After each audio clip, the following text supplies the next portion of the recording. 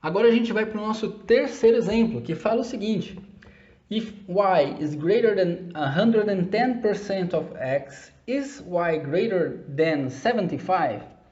Então, se y é maior do que 110% de x, o y é maior do que 75? Vamos ver.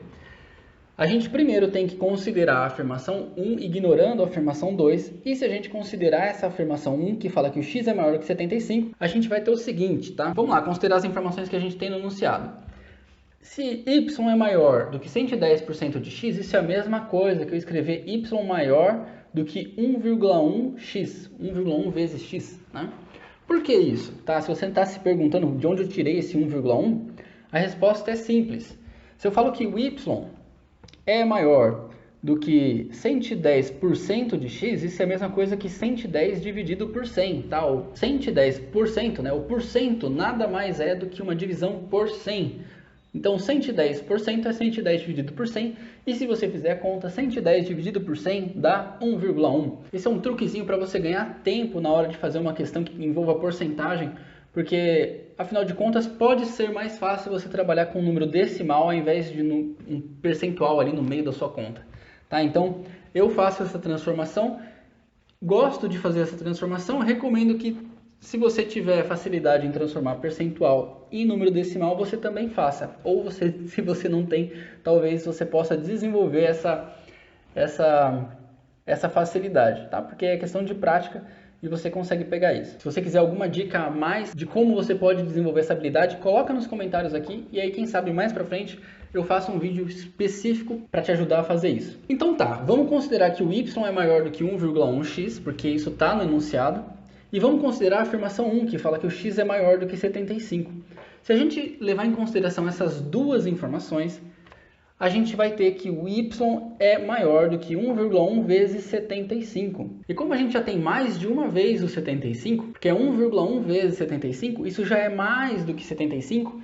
Então repara que usando essas duas afirmações, né, a que está lá na pergunta do enunciado e a afirmação 1, a gente consegue afirmar que o y é sim maior do que 75, que é a pergunta do enunciado, tá? Is y greater than 75? Yes, tá? Então, a afirmação 1 é suficiente para a gente resolver essa questão, responder a pergunta do enunciado. Só que a gente ainda tem que considerar, lembra, a afirmação 2 separadamente. Então, vamos lá.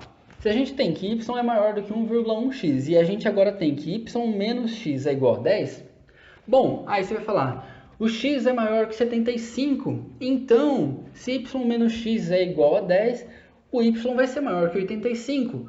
Logo, a afirmação 2 é suficiente, certo? Não, errado, errado. Olha só o que eu acabei de fazer. Eu considerei a afirmação 1, x maior que 75. Eu não posso considerar a afirmação 1 quando eu estou olhando a afirmação 2. Então, se por um acaso você não percebeu que eu cometi essa gafe enquanto eu estava resolvendo o exercício, fica mais ligado da próxima vez. Tá bom? A gente não pode considerar a afirmação 1 quando a gente está considerando a afirmação 2. Tá? Então, vamos considerar só y menos x igual a 10. Se a gente considera que y menos x é igual a 10, é verdade que a gente pode falar que o y é igual a 85, o y é igual a 86, 87, qualquer número maior que 85, sem problema nenhum. Só que a gente também poderia falar que o y é igual a 20, caso o x fosse igual a 10, por exemplo. Porque repara, se o y é igual a 20 e o x igual a 10, então y menos x vai ser 20 menos 10, que vai dar 10. Então a gente vai estar obedecendo à afirmação 2. E se a gente tivesse o y igual a 85, por exemplo, e o x igual a 75, então a afirmação 2 também estaria sendo obedecida, porque a gente teria 85 menos 75 igual a 10. Então a gente tem diversas respostas possíveis, tais que y menos x resulta em 10, e como a gente não tem uma resposta única para a pergunta do enunciado, então a gente tem a questão do New York is not sufficient, ou seja, a gente tem New York aqui.